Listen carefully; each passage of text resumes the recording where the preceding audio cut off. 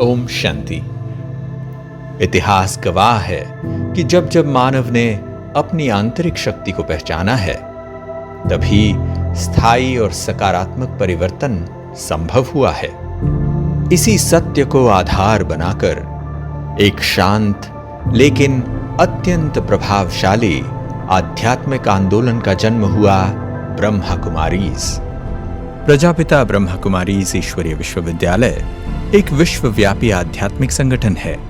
इस दिव्य संस्थान की स्थापना स्वयं निराकार परमपिता परमात्मा शिव द्वारा की गई, जिन्होंने माध्यम के रूप में प्रजापिता ब्रह्मा की देह को साकार रूप में चुना।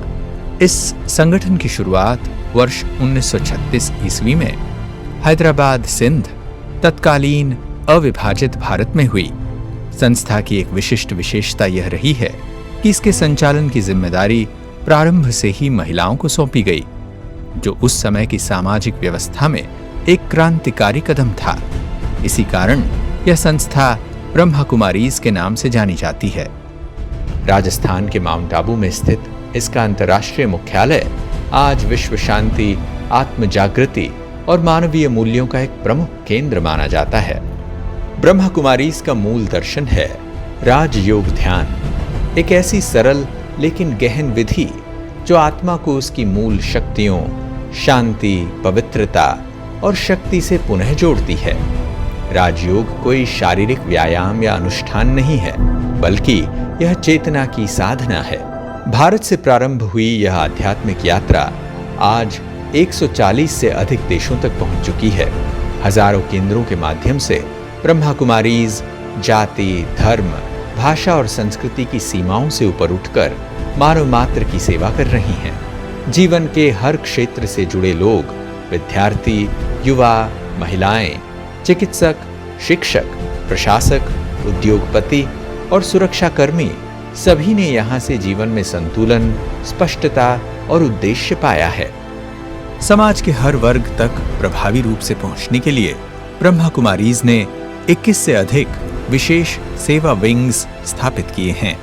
इनमें प्रमुख है मेडिकल विंग, जो शारीरिक, मानसिक और भावनात्मक स्वास्थ्य के साथ साथ नशा मुक्ति जैसे राष्ट्रीय मुद्दों पर कार्य कर रहा है। सुरक्षा सेवा विंग, जो पुलिस, अर्धसैनिक और रक्षा बलों के लिए तनाव प्रबंधन, मानसिक सशक्तिकरण और नैतिक नेतृत्व के कार्यक्रम संचालित करता है। युवा विंग, जो युवाओं में चरित्र, नेतृत्व और आत्म अनुशासन विकसित करता है। महिला विंग, जो महिलाओं में आत्मसम्मान और आत्मनिर्भरता को बढ़ावा देता है। पर्यावरण विंग, जो सतत जीवन शैली, स्वच्छता और जलवायु संरक्षण के लिए जागरूकता फैलाता है। इसके अतिरिक्त शिक्षा, मीडिया, व्यापार, सार्वजनिक सेवा और कला संस्कृति से जुड़े अनेक विंग्स मूल्य आधारित मानव निर्माण में निरंतर सक्रिय हैं।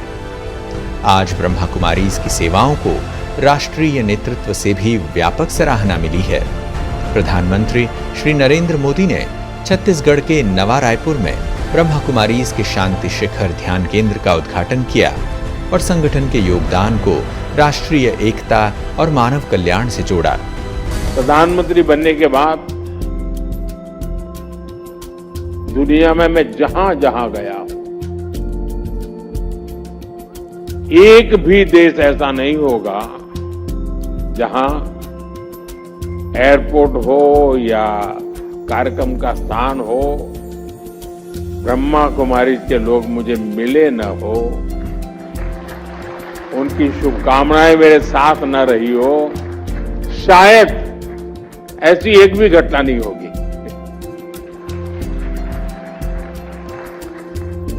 और इसमें मुझे अपनेपन का तो एहसास होता है, लेकिन आपकी शक्ति का भी अंदाज आता है। राष्ट्रपति श्रीमती द्रौपदी मुर्मू जी ने हैदराबाद स्थित शांति सरोवर में आयोजित कार्यक्रम में भारत की आध्यात्मिक परंपरा को आधुनिक विश्व के लिए शांति और प्रगति का मार्ग बताया। मैं अपने आप को खुशनसीब समझती हूँ। परिस्थिति जिस हालत में हो, मुझे इस संस्था से पालना मिला है।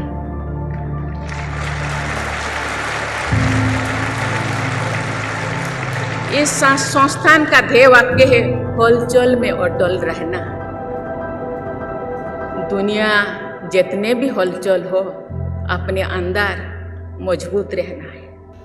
गृह मंत्री अमित शाह ने 17 अप्रैल 2025 को शांतिवन आबू में आत्म सशक्तिकरण के राष्ट्रीय कार्यक्रम का उद्घाटन करते हुए कहा कि आंतरिक जागृति ही सशक्त राष्ट्र की नींव है। इतने तनाव को कम कर कर अपने आत्मा को शांति की ओर कैसे ले जाना और उसके साथ शांत मन और स्वस्थ शरीर से देश की सुरक्षा को और अच्छे तरीके से कराने की दिशा में ब्रह्मा कुमारीज ने जो प्रयास किया है, इसकी मैं बहुत मन से प्रशंसा भी करता हूं और देश के गृह मंत्री के नाते धन्यवाद भी प्रेरित करना चाहता हूं। इसके बाद 21 अप्रैल 2025 को रक्षा मंत्री श्री राजनाथ सिंह ने आबू रोड में आयोजित कार्यक्रम में सुरक्षा बलों के लिए मानसिक स्थिरता और आंतरिक शक्ति को राष्ट्र सुरक्षा का अनिवार्य आधार बताया। योद्धा की ताकत केवल बाहुबल की नहीं होती है मेरे देवी और सज्जनों, उसकी सबसे बड़ी ताकत होती है आत्मिक बल।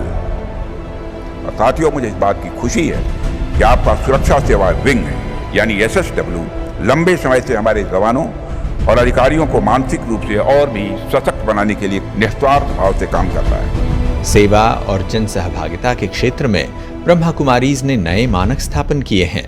26 अगस्त 2025 को परम आदरणीय दादी प्रकाशमणि जी की स्मृति में एक रिकॉर्ड स्तरीय रक्तदान अभियान आयोजित किया गया, जिसमें देश विदेश के हजारों लोगों ने जीवन दान की इस सेवा में भाग लिया। 21 दिसंबर 2025 को विश्व ध्यान दिवस के अवसर पर अहमदाबाद में 60,000 से ज्यादा लोग एकत्रित हुए। ब्रह्मा कुमारीज द्वारा किया गया सामूहिक ध्यान कार्यक्रम वैश्विक शांति, सामूहिक चेतना का एक ऐतिहासिक प्रतीक बन गया। इतने विशाल संगठन को सुचारू रूप से संचालित करने के लिए ब्रह्मा कुमारीज ने अनेक जोनल संरचनाएं विकसित की हैं।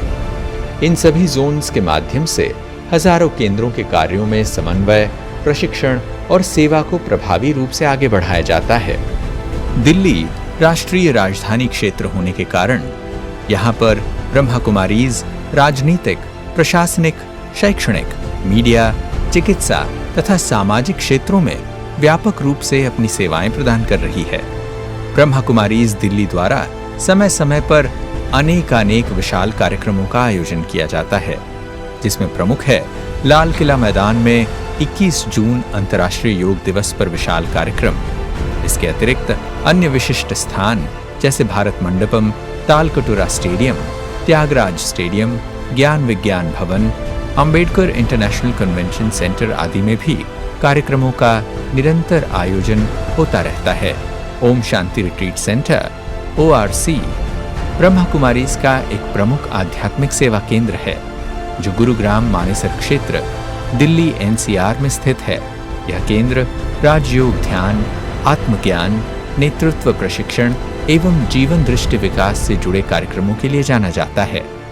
हाल ही में ओम शांति रिट्रीट सेंटर की 25वीं वर्षगांठ सिल्वर जुबली के शुभारंभ समारोह में भारत के माननीय उपराष्ट्रपति श्री CP राधाकृष्णन जी ने मुख्य अतिथि के रूप में सहभागिता की।